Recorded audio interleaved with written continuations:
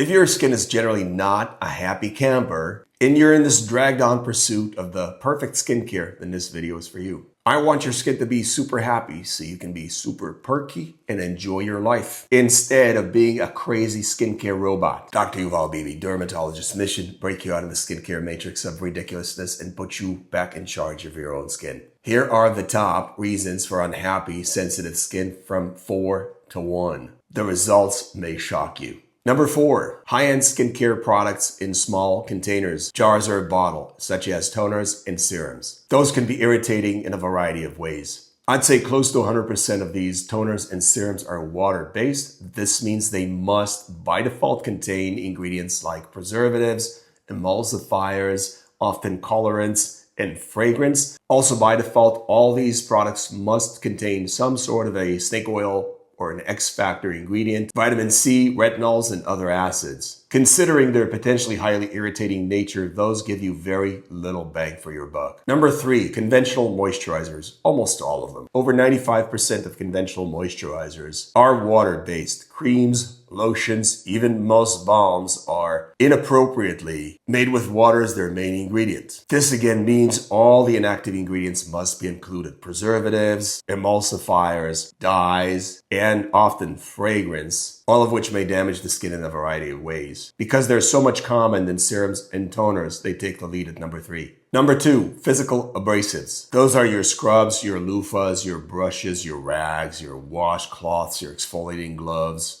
scrunchies, and anything and everything else they use to scratch your skin for an imaginary benefit. That's right. The benefit is completely imagined. There is no benefit to scrubbing, exfoliating, or otherwise scratching your skin systemically and methodically. This is completely delusional. These products are a net negative. Now, the physical abrasives are probably the most harmful skincare product category, but our number 1 is simply far more common use than physical abrasives, leaving them way behind the rearview mirror. Number 1, chemical abrasives. Those are your soaps, your cleansers, your shower gels, your body washes, your shampoos, and anything and everything that comes in a bar form or in a bottle form that's designed to cleanse your skin of the filth and scum that covers its surface. Now, with the exception of hand washing under very specific circumstances to prevent the spread of infection, cleansing culture of the skin provides no known benefits, but it does by default harm and undermine the skin barrier. Those products are almost always a net negative